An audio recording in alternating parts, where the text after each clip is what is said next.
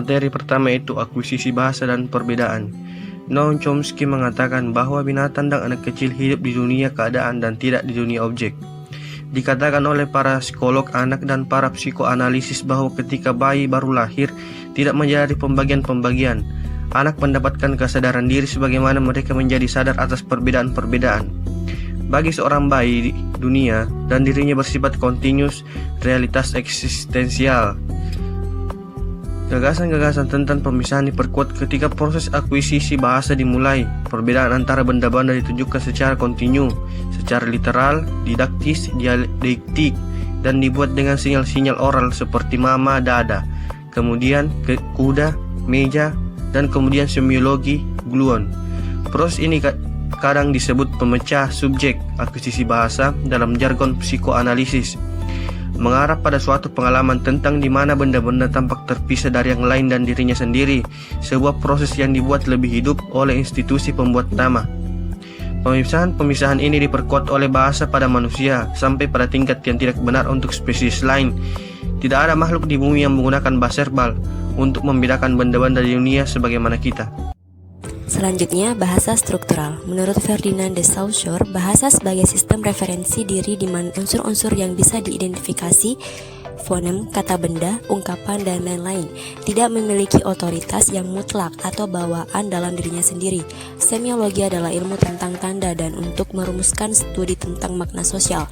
Salah satu hasilnya yang lebih bermanfaat telah memperluas gagasan tentang bahasa dari semata-mata tentang hal-hal yang dibicarakan sampai mencakup semua gambar, simbol, konvensi, dan isyarat yang penuh makna dari tanda, lalu lintas, sampai baju. Keteraturan bahasa.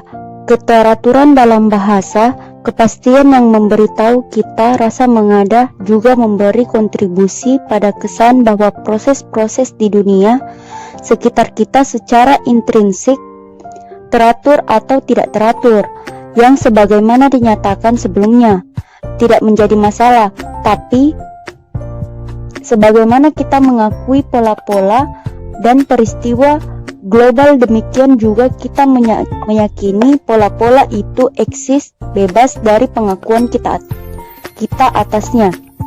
Hal ini selanjutnya diperkuat dalam bahasa di mana perbedaan mental yang menentukan bahasa kita tampak konsisten secara intrinsik lewat sebuah cara yang berkaitan dengan konsistensi yang nyata dari dunia.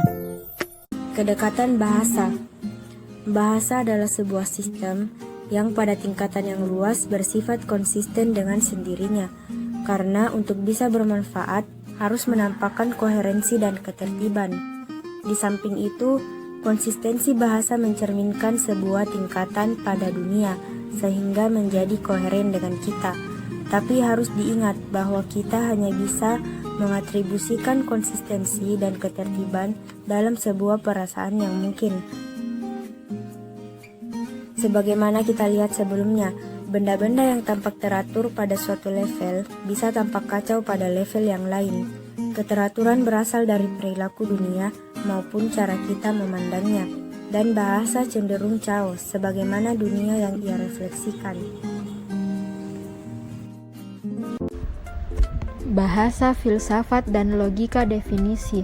Sesungguhnya kebanyakan problem filosofis benar-benar berdebat tentang bahasa yang muncul dikarenakan 3 asumsi yang salah, yaitu 1. Bahwa bahasa bersifat konsisten, 2. Bahwa karena sebuah kata eksis, maka sebuah benda yang ia representasikan juga harus eksis, 3. Bahwa benda yang direpresentasikan dengan sendirinya harus integral.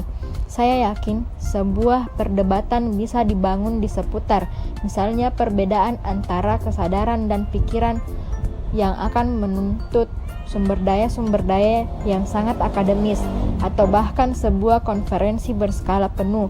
Bagaimanapun, hal ini tidak akan lebih dari perdebatan tentang perbedaan antara mobil dan motor dan automobil, karena dua perdebatan ini diadakan atas asumsi yang salah bahwa karena dua kata eksis maka niscaya harus diikuti eksisnya dua benda yang berbeda.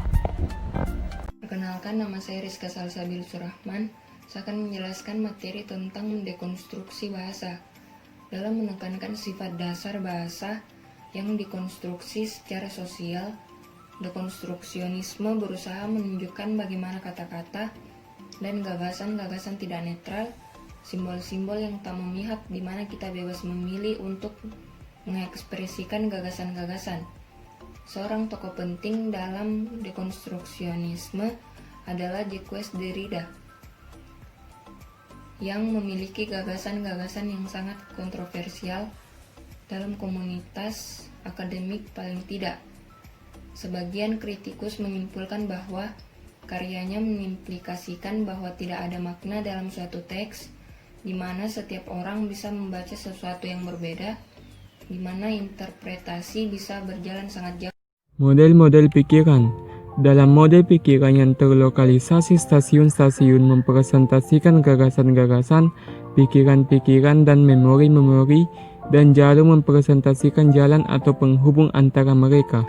Keseluruhan otak berisi rumpun-rumpun data atau stasiun yang terhubung melalui penghubung atau jalur untuk membentuk jaringan memori pikiran dari gagasan. Model-model memori. Sejarawan psikologi Douwe Dresma menghasilkan sebuah studi yang sangat menarik tentang berbagai cara di mana memori dipahami sejak zaman Yunani.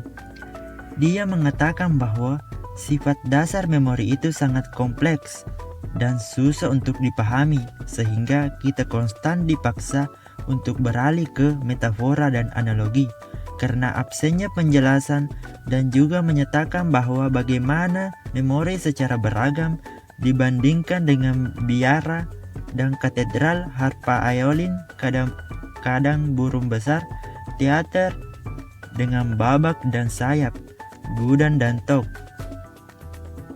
Substansi-substansi yang bercahaya, cara jam kerja, percakapan telepon, jaringan kereta api, dan sistem komputer yang lebih lama familiar akhir-akhir ini, dan holograf. Mereka yang mengikuti model komputasional linear tentang otak, pikiran, dan memori cenderung memandang memori sebagai blok-blok data yang terkompartementalisasi yang tersimpan dalam hard disk biologi yang sangat besar. Pikiran multilinear. Untuk memperluas kegunaan analogi yang umum, kita harus menekankan bahwa dalam tindakan berpikir yang sebenarnya, rute-rute bisa dijelajahi dengan arah yang berbeda secara simultan. Artinya, rute yang mempresentasikan pikiran tidaklah linear. Selanjutnya, jalur mempresentasikan suatu aspek dari apa yang kita rasakan sebagai pikiran yang simultan. Pikiran-pikiran yang lebih kompleks memerlukan lebih banyak jalur untuk digerakkan secara simultan. Pikiran yang real tidak bisa dianggap sebagai proses 1, 2, atau 3 dimensi dari jalan konektif yang linear. Malahan ia bisa lebih bermanfaat jika dianggap sebagai proses paling tidak dimensi di mana waktu dimasukkan. Dan karena selanjutnya akan menyulitkan hal ini, kita tidak bisa mengatakan bahwa semua aktivitas ini terjadi dalam otak semata, tapi harus menerima bahwa lewat jalur-jalur atau rute-rute inilah pikiran. Non-lokalitas pikiran. Namun pentingnya model ini di dalam konteks gagasan posthuman adalah bahwa ia mengusulkan suatu cara di mana pikiran bisa dijelaskan dengan cara energistik, non-lokal, dan non-linear. Tidak sebagaimana kebanyakan model lainnya tentang pikiran, seperti mereka yang ada di dalam psikologi kognitif yang simbolik, terlokalisasi, dan linear. Dalam Gödel, Escher, Bach, Douglas meringkas beberapa usaha untuk menentukan di mana di dalam otak pikiran-pikiran yang berbeda terjadi. Selanjutnya adalah bidang-bidang pikiran. Renton pernah berkata, "Saya telah mengusulkan bahwa pikiran-pikiran yang khusus bukanlah keadaan-keadaan neurologis yang tetap, tetapi keadaan atau atraktor potensial dalam sebuah ruang fungsi yang berdimensi tak terbatas. Dengan kata lain, pikiran, memori, atau gagasan yang dalam banyak hal terpisah atau diskontinu hanya eksis sebagai koneksi-koneksi potensial yang menjadi ada karena stimulus energi yang menarik, baik diarahkan dari lingkungan ataupun dari manapun dalam otak. Atraktor-atraktor semacam itu dihasilkan sebagai oleh aksi yang mengubah dari stimuli energetik pada sistem saraf sesuai dengan cara perbedaan energetik dilepaskan melalui sebuah media meski saluran dihapus oleh pasir karena gerak laut.